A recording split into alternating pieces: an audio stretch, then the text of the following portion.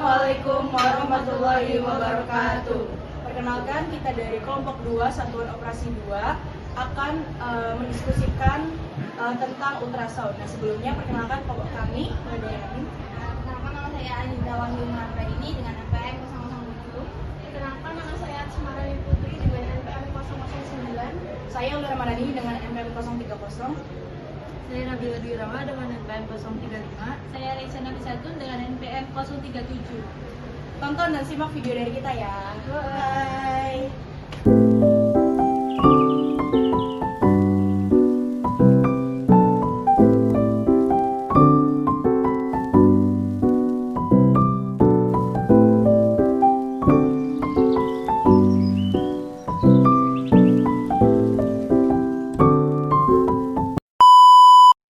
Assalamualaikum warahmatullahi wabarakatuh.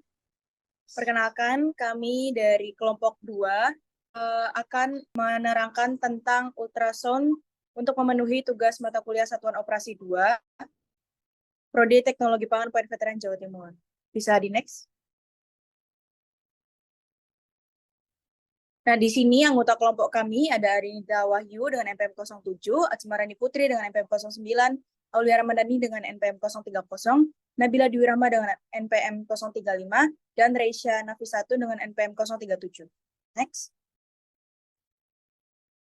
Nah, di sini ada definisi dari ultrasound atau gelombang ultrasonik yang merupakan gelombang mekanik longitudinal yang tidak dapat didengar oleh telinga manusia karena memiliki frekuensi tinggi, yaitu di atas 20 kHz, serta dapat merambat dalam medium padat, cair, dan gas. Next. Sedangkan prinsipnya sendiri, di mana ultrasonik ini ada dua macam, yaitu intrasonik intensitas rendah dan ultrasonik intensitas tinggi. Dengan prinsipnya intensitas rendah itu pengoperasian ultrasonik bergantung pada konversi energi listrik menjadi getaran mekanis berkala oleh transducer piezoelektrik dan klakson yang bekerja pada frekuensi tinggi. Transducer piezoelektrik ditempatkan di dasar air untuk menghasilkan gelombang frekuensi tinggi yang merambat ke atas ke dalam air. Dan kemudian siklus penghalusan gelombang ultrasonik itu menyebabkan gravitasi. Sedangkan di ultrasonik intensitas tinggi sendiri, prinsipnya itu penerapan ultrasonik didasarkan pada transmisi energi ultrasonik melalui kontak udara dan rangkaian kontak padat antara transducer ultrasonik dan bagi produk makanan sebagai permukaan getaran transmisi ultrasonik. Next. Ini ada beberapa contoh alat ultrasound. Yang pertama itu ada ultrasound assisted extraction. Prinsipnya itu gelombang ultrasonik untuk menghasilkan kavitasi di dalam medium cair. Kavitasi ini melibatkan pembentukan, pertumbuhan, dan ledakan gelombang mikro yang menyebabkan pelepasan senyawa bioaktif dari matriks seluler bahan makanan.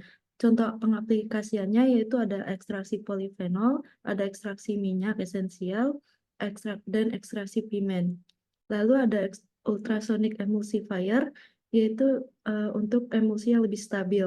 Prinsipnya itu memanfaatkan kavitasi ultrasonik untuk menghasilkan shear force yang kuat, memecah fase terdispersi seperti minyak menjadi tetesan kecil yang tersebar dalam fase kontinu seperti air.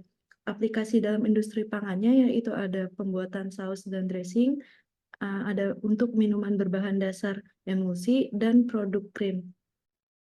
Lalu ada ultrasound bath, di mana itu menggunakan gelombang ultrasound untuk pembersihan dan homogenisasi dengan menciptakan kavitasi dalam cairan. Kavitasi dalam ultrasound bath menghilangkan kotoran dan permukaan atau mencampur bahan homogen secara lebih merata. Aplikasinya yaitu ada pembersihan alat atau untuk homogenisasi cairan. Jadi next. Ini adalah contoh dari alat UAE tadi, di mana fungsi dari generator ultrasoundnya itu untuk sumber daya yang menghasilkan frekuensi ultrasonik biasanya dalam kisaran 20 hingga 40. Frekuensi ini kemudian digunakan untuk menghasilkan getaran ultrasonik pada probe atau transducer. Lalu selanjutnya ada transducer, di mana komponen ini terbuat dari bahan piezoelektrik atau magnetostriktif. Ketika terpapar gelombang ultrasonik dari generator, transducer menghasilkan getaran mekanik yang kemudian disalurkan ke medium ekstraksi. Selanjutnya ada probe atau horn. Fungsinya itu untuk memperbesar dan mentransfer getaran dari transducer ke larutan ekstraksi. Ini adalah bagian dari alat secara langsung berinteraksi dengan cairan atau sampel. Jadi, generator ultrason ini untuk memulai pengiriman gelombang ultrasonik ke transducer. Selanjutnya, transducer akan mengubah gelombang ultrason menjadi getaran mekanik, lalu probe ini akan masuk ke dalam cairan dalam beker atau sel ekstrasinya. Nah, getaran ultrason dari probe menghasilkan kavitasi dalam pelarut, menciptakan gelembung mikro yang meledak di dekat permukaan sampel. Ledakan gelembung menyebabkan microjetting yang mempercepat disintegrasi sel-sel bahan dan melepaskan senyawa bioaktif ke dalam pelarut, sehingga terjadi difusi di mana pelarut menyerap senyawa yang terlepas menghasilkan larutan ekstra. Nah, selanjutnya ada pengaplikasian ultrason pada pangan. Yang pertama bisa dibuat filtrasi. Filtrasi telah digunakan sebagai proses penting dalam industri pangan untuk pemisahan yang efisien, seperti padatan dari cairan induknya atau dalam produksi cairan bebas padat. Pada penerapan ultrason, selama proses filtrasi, lapisan rentan terakumulasi pada permukaan membran menyebabkan polarisasi konsentrasi, terganggu sementara permeabilitas intrinsik membran tetap tidak terpengaruh. Hal tersebut mengakibatkan peningkatan fluks dan penurunan hambatan aliran. Optimalisasi kecepatan ultrasonografi sangat diperlukan untuk mencegah segala kerusakan yang ditimbulkan oleh filter. USG frekuensi rendah dapat membantu mengendalikan pengotoran membran. Selanjutnya yang kedua ada pengaplikasian pada pembekuan dan kristalisasi. Pada penerapan USG ini, konvensional pendinginan lebih cepat dan menghasilkan penyamaian yang sama, sehingga lebih pendek waktu tinggalnya. Lebih banyak biji akan mengurangi ukuran kristal akhir sehingga menghasilkan lebih sedikit kerusakan sel. Kavitasi ultrasonik terjadi dan bertindak sebagai inti untuk pertumbuhan kristal atau mengganggu inti awal yang ada dalam pembekuan tersebut. Hal ini menyebabkan kristal es menjadi lebih halus dan pengurangan waktu antar es awal kristalisasi dan pembentukan es selama pembekuan.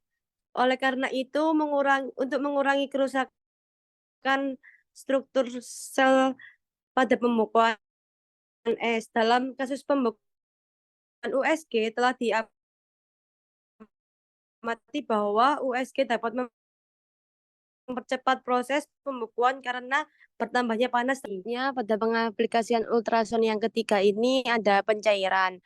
Pencairan itu proses pencairan es atau pencairan produk yang dibekukan sangat lambat dan mahal dalam industri pengolahan pangan, sehingga menyebabkan ketidaknyamanan dalam catering dan operasi unit lainnya. Selama pencairan, makanan mengalami perubahan mikroba, kimia, maupun perubahan fisik, bahwa penerapan USG dalam relaksasi perendaman dalam air dibandingkan dengan perendaman air saat USG pada frekuensi 1500 Hz dan daya 60 Watt diterapkan. USG juga telah digunakan untuk mencairkan ikan dan daging di tempat yang diamati. Pencairan itu dicapai pada frekuensi 500 kHz. Energi ultrasonik dapat diserap oleh produk beku untuk mempercepat proses pencairan dan peningkatan kualitas produk. Next. Dan yang keempat ada pengasinan atau pengawetan. Kelemahan dari pengasinan tradisional seperti efisiensi yang rendah dan pengawetan makanan yang lambat dapat diatasi dengan penerapan USG ini. Produsen makanan tertarik pada alternatif pengasinan tradisional teknologi. Ultrasonikasi juga bertindak sebagai metode produksi produk pangan acar dengan jumlah natrium klorida yang lebih sedikit dibandingkan dengan acar komersial yang tersedia saat ini. Nah, pengaplikasian selanjutnya ada pengeringan. Pengaplikasian ultrasound dalam proses pengeringan dapat mempercepat laju pengeringan pada buah, sayuran, daging, dan ikan. Hal ini dapat mengurangi waktu pengeringan serta meningkatkan laju perpindahan panas dan massa, sehingga kualitas produk akan tetap terjaga. Penelitian ini mengenai penggunaan ultrasound dalam pengeringan menunjukkan pengurangan waktu pengeringan sekitar 20 hingga 30% pada kecepatan udara rendah dan penurunan suhu. Selain pengeringan konvektif, ultrasound juga dapat digunakan untuk pengeringan beku dan pengeringan vakum untuk meningkatkan laju pengeringan dibandingkan dengan metode konvensional. Selanjutnya yang keenam ada pemotongan. Pengaplikasian ultrasound dalam proses pemotongan ini semakin berkembang dengan menghadirkan metode baru untuk mengiris atau memotong berbagai jenis makanan selama produksi. Metode ini dapat meminimalkan pemborosan produk dan menurunkan biaya pemeliharaan. Pemotongan ultrasound terhubung dengan sumber ultrasound melalui poros. Alat yang digunakan ini tersedia dalam berbagai bentuk. Pemotongan ultrasound memudahkan makanan, air maupun beku. Pemotongan makanan yang rapuh dan heterogen seperti kue kering, kue, roti, keju, atau produk lengket lainnya merupakan salah satu aplikasi yang paling umum. Ultrasound ini juga dapat meningkatkan kebersihan karena getaran yang dihasilkan itu dapat mencegah produk yang menempel pada pisau, sehingga dapat mengurangi perkembangan mikroorganisme pada permukaan produk. Nah, selanjutnya yang ketujuh ada sterilisasi atau pasteurisasi. Sterilisasi termal dan pasteurisasi ini adalah teknik konvensional yang umum digunakan saat ini untuk menonaktifkan enzim dan mikroorganisme dalam makanan. Namun, proses ini sering mengakibatkan kehilangan banyak nutrisi, munculnya rasa yang tidak enak, dan penurunan sifat fungsional makanan. Berdasarkan efek kavitasi, ultrasound dapat membantu menghilangkan efek negatif dari sterilisasi termal atau pasteurisasi seperti efektifnya melawan beberapa bakteri seperti Escherichia coli, Listeria monocytogenes, dan Pseudomonas fluorescens yang tanpa efek buruk pada kasein atau kandungan protein total dalam susu yang dipasteurisasi tadi. Pembunuhan mikroba ini disebabkan oleh penipisan membran sel, produksi radikal bebas, dan pemanasan lokal.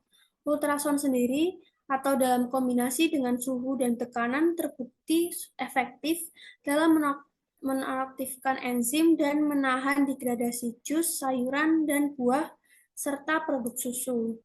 Selanjutnya yang terakhir ada ekstraksi. Ekstraksi soklet, reflux panas, dan maserasi ini merupakan teknik ekstraksi konvensional yang umum digunakan, namun membutuhkan pelarut dalam jumlah besar, tenaga kerja, serta boros energi dan biaya. Sebagai alternatif yang lebih efisien, ekstraksi dengan bantuan ultrasound ini dapat mengatasi kelemahan dengan hasil yang lebih baik. Dengan demikian, ekstraksi dengan bantuan ultrasound ini dapat meningkatkan efisiensi pemulihan senyawa dengan waktu, energi, dan kebutuhan pelarut yang lebih singkat, serta memberikan keuntungan tambahan melalui ekstraksi suhu rendah yang sesuai untuk produk makanan yang sensitif terhadap suhu. Nah, gelombang ultrasonik dan kavitasi ini dapat merusak dinding sel juga, sehingga dapat meningkatkan perpindahan massa dari fase padat ke fase cair. Nah, selain itu, di dalam jaringan ini, saluran mikro dibuat pada aplikasi ultrasound yang meningkatkan penetrasi pelarut ke dalam matriks pada yang meningkatkan perpindahan massa. Baru-baru ini ekstraksi dengan bantuan ultrasound itu telah banyak digunakan untuk mengekstraksi senyawa bioaktif dari makanan dan limbah makanan. Berikut referensi yang kami ambil, beberapa referensi yang kami ambil. Terima kasih. Mohon maaf apabila ada kekurangan. Wassalamualaikum warahmatullahi wabarakatuh. Waalaikumsalam warahmatullahi wabarakatuh.